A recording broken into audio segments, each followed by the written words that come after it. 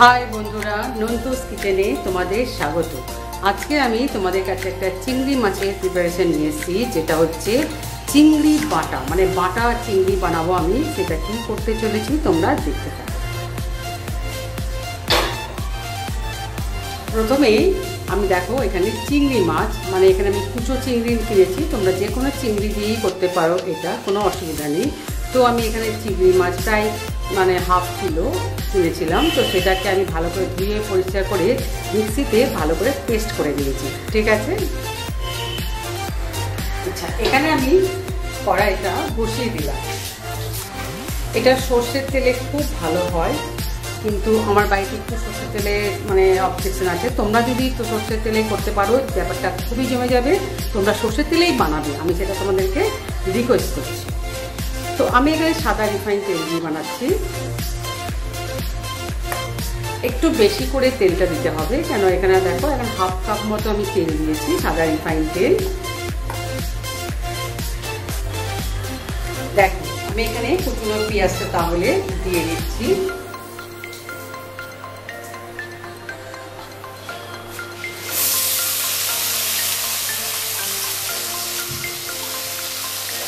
বেশ অনেকটাই পেঁয়াজ কিন্তু দিতে হবে, আমার অনেকটাই বড় সাইজের পেঁয়াজ ছিল, তাই আমি এখানে একটা দিয়েছি, তোমরা দুটো ব্যবহার করতে পারো। পেঁয়াজটা একটু ভাজা ভাজা মানে বাদামি কালার, একটু বেশ ভাজা ভাজা হয়ে যাবে। তারপরে আমি নেক্সট যে জিনিসগুলো দেবো সেইগুলো একে একে দিতে থাকবো। দেখো বেশ বাদামি বাদামি কালার এসে গেছে। এখন আমি দেবো এখানে রসুন আর কাঁচা লঙ্কা বাটা, প্রায় 2 চামচ।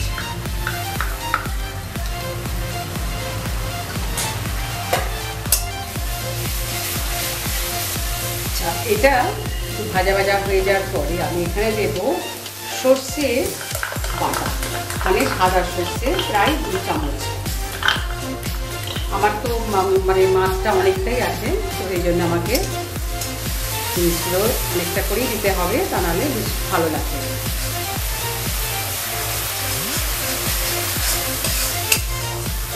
সর্ষে বাটার পরেই আমি দেব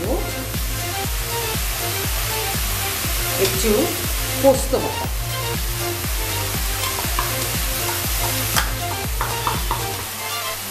সেটাও কিন্তু 2 চামচ।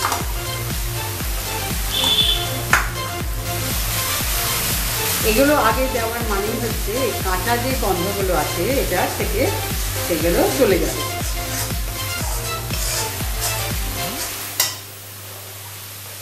এবার দিচ্ছি নারকেল বাটা, এটাও কিন্তু 2 চামচ। তাহলে মেজারমেন্টে সবই কিন্তু 2 চামচ করেই পড়ছে।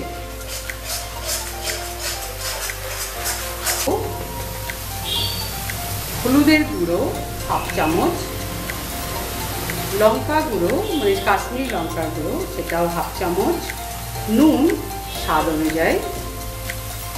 নুনটা পরে আমি টেস্ট করে দেখে নেব।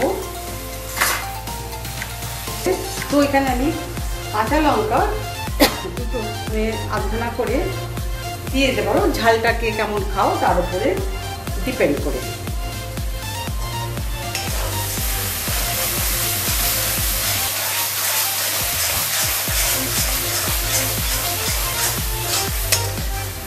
এবার আমি দেখবো যেটা মেন আমাদের জিনিস, সেটা হচ্ছে চিংড়ি মাছের বাটাটা।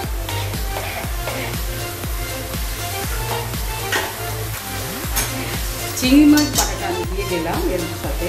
এবার এটাকে আমি ভালো করে এর সাথেই কষতে থাকবো। দেখো মাঝে মাঝে কিন্তু আঁচটা কমিয়ে বাড়িয়ে মাঝে মাঝে নাড়াচাড়া দিতে হবে।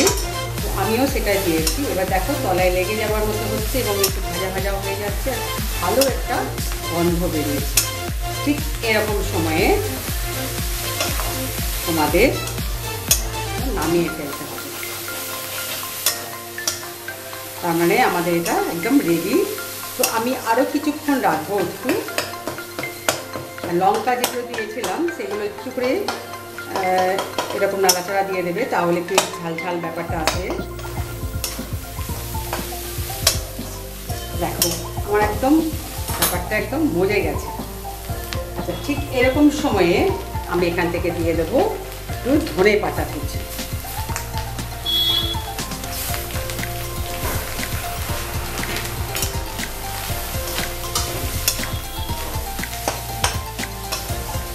আর যেহেতু আমি মানে সর্ষের তেলে বানাইনি, তোমরা সবাই সর্ষের তেলেই বানাবে সকলেই, তো আমি এখান থেকে কী করবো, এটাকে জাস্ট উপর থেকে অল্প একটু সর্ষের তেল দিয়ে আমি এটা শেষ করব।